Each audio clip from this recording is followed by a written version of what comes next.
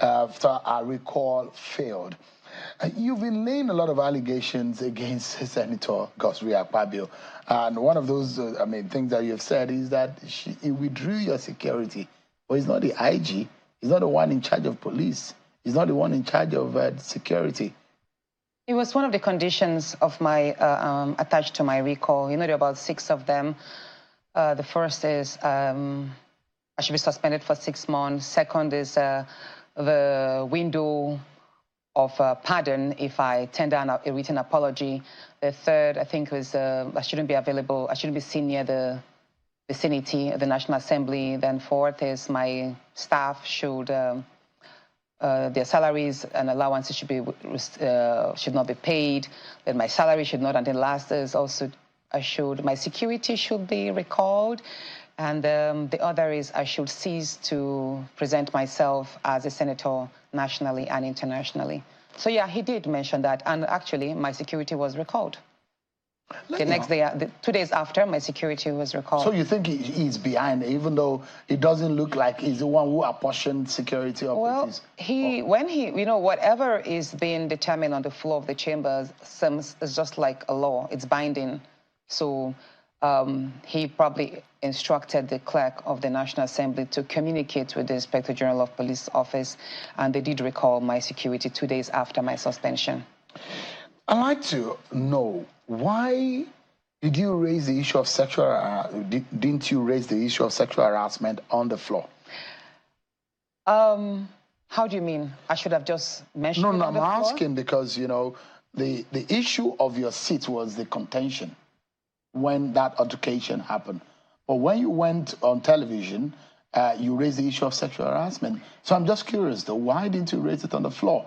Okay, Sharon, you know, I had told you I didn't want to go in details into the sexual harassment part because, there's been a whole lot of conversation, but I will touch a bit of it.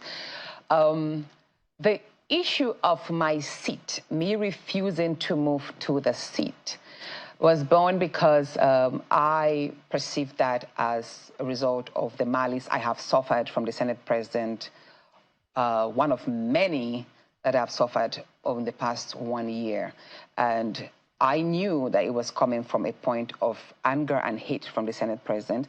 And he decided to move me from my seat in order to kill my visibility. He moved me to a far corner near where the chamber staff sat. And that place, the cameras hardly get there.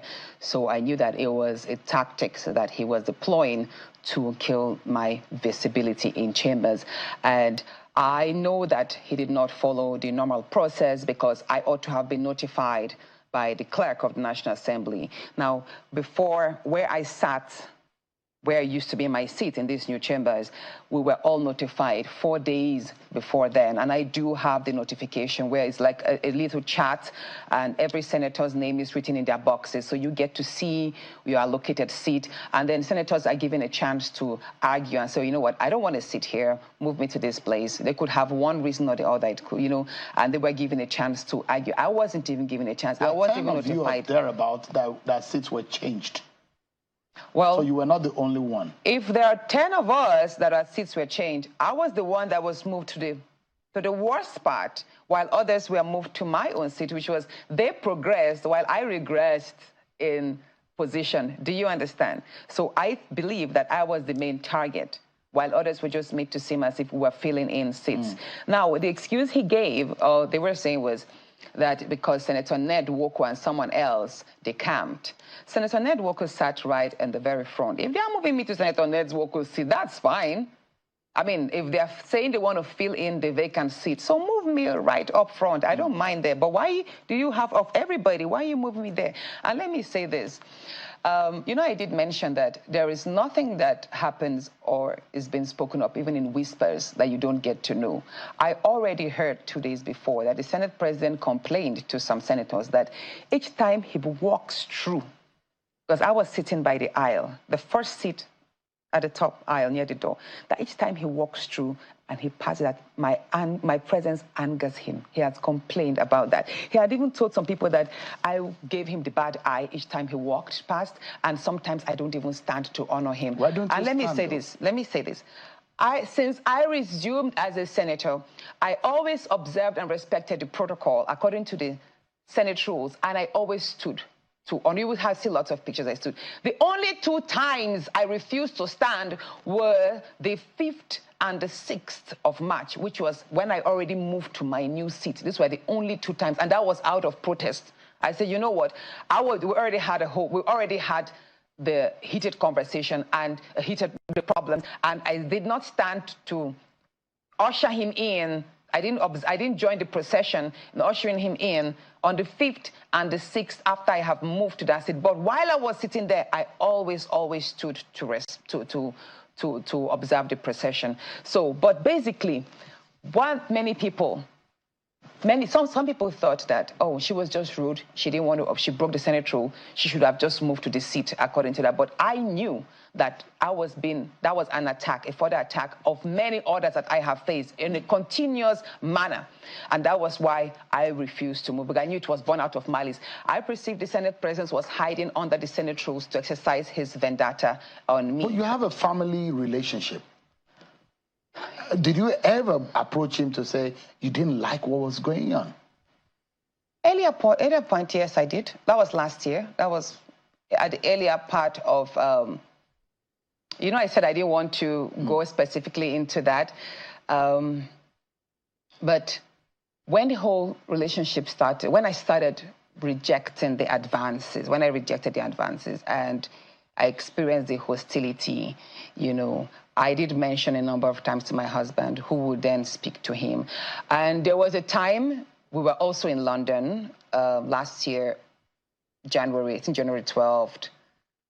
We visited him, his wife was there, and my husband was like, oh, why is it that you're a bit unfriendly to her and that she's complained? And then he right there, he was like, oh, why are you always reporting me to your husband? Why don't you tell me directly?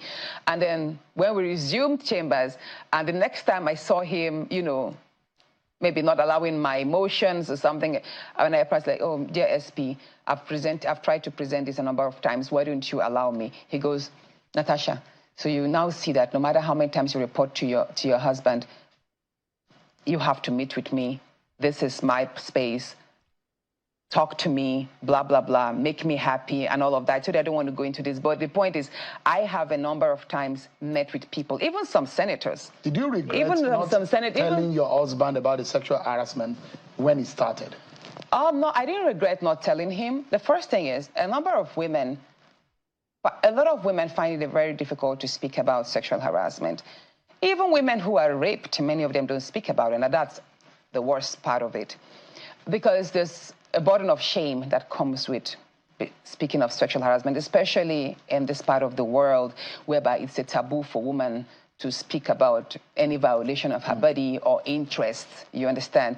As a society, we have not developed to a point whereby certain conversations are allowed. And I think probably, it doesn't mean I don't trust my husband, but I think I was looking at preserving the friendship between himself and the Senate President. I didn't want to speak. The family relationship is totally collapsed right now. Well, I think as for me, I don't think I would want to maintain any friendship with a person who does not respect boundaries, and I don't think we would have. They're claiming that there are no evidence, no shred of evidence that you can prove that Akpabio harassed you sexually. Is this the court? No, not a court. Exactly. So no, let's leave that part. And I've come back to the fact that you're a lawyer. Yes, let's leave that part. At the right time, I will prevent, at the right time and in the right space, I will present the evidence that I have. But let me say this. While I was illegally suspended, I was not given a chance for the matter to be investigated. And then the committee that was set up, which was headed by Senator Neda Emaswen, they did not invite me. The first time